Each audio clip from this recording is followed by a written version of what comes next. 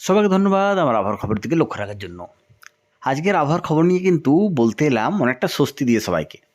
তার কারণ যে বৃষ্টির গল্প নিয়ে এই কয়েকটা দিন বলে যাচ্ছিলাম, গল্প বলবো না, কারণ বৃষ্টি যে হতে চলেছিল কয়েকটা দিন ধরে বলে যাচ্ছিলাম, তার থেকে কিন্তু অনেকটা স্বস্তি দিতে এসেছি আজকের খবর নিয়ে। বিশেষ করে এই স্বস্তি কিন্তু প্রত্যেকটা সব মানুষের ক্ষেত্রেও কাজে লাগবে, কারণ এই শীতকালে অকাল বৃষ্টি কিন্তু কেউই পছন্দ করে না।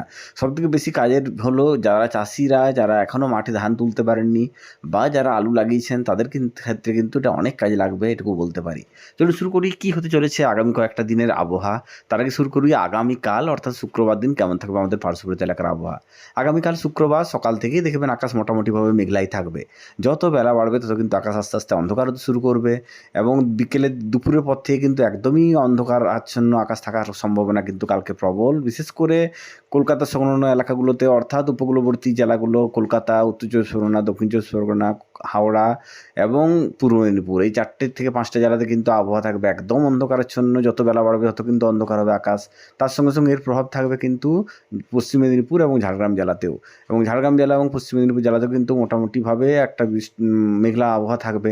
তবে যেটুকু দেখতে বললাম এই 5-7টা জেলা, তার বাইরে কিন্তু বাঁকুড়া বলুন বা পুরুলিয়া বলুন, বীরভূম বলুন, মুর্শিদাবাদ বলুন, এসব জেলাতে কিন্তু খুব একটা প্রভাব পড়ার সম্ভাবনা কিন্তু নেই এবারে নিম্নচাপে।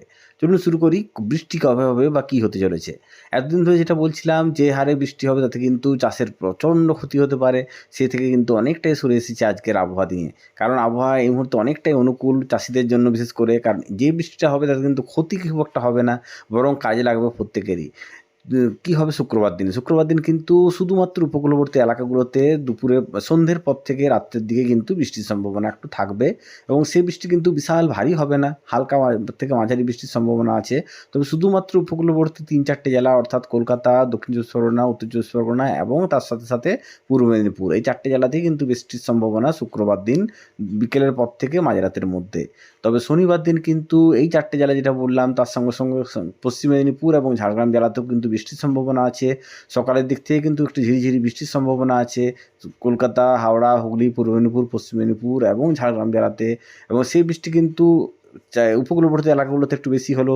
আমাদের জেলা ঝাড়গ্রাম বলুন বা পার্শ্ববর্তী পশ্চিম মেদিনীপুর জেলাতে বলুন, তাতে কিন্তু খুব একটা বৃষ্টির সম্ভাবনা নেই, হালকা বা মাঝারি একটা বৃষ্টির সম্ভাবনা আছে। তবে যে বৃষ্টি হবে তাতে কিন্তু খুব একটা ক্ষতি হবে বলে বলবো না চাষিদের, কারণ যেটা হবে তাতে কিন্তু জল দাঁড়ানোর কোনো সম্ভাবনা নেই, হালকা থেকে মাঝারি বৃষ্টির সম্ভাবনা আছে, তবুও সেটা দুপুর থেকে বিকেলের মধ্যে। বিকেলের পর কিন্তু আর বৃষ্টির সম্ভাবনা শনিবার দিন নেই, এবং রবিবার দিন সকালের দিকে একদম কুয়াশাচ্ছন্ন অন্ধকার একটা আকাশ দেখতে পাবেন প্রত্যেকটা দক্ষিণবঙ্গের প্রত্যেকটা জেলাতেই, এবং ঘুটঘুটে অন্ধকার থাকবে প্রায় 10:30-11টা পর্যন্ত কুয়াশাচ্ছন্ন আকাশ থাকবে। তারপর থেকে আস্তে আস্তে আকাশ পরিষ্কার হতে শুরু করবে। সোমবার থেকে কিন্তু একদম পরিষ্কার সুন্দর আকাশ দেখতে পাবেন দক্ষিণবঙ্গ জুড়েই। তবে মঙ্গলবার দিন আবারও কিন্তু একটা ঝিরিঝিরি বৃষ্টির সম্ভাবনা তৈরি হচ্ছে, পরে বলবো কী হচ্ছে। আজকের মধ্যে চললাম, সবাই ভালো থাকুন, সুস্থ থাকুন।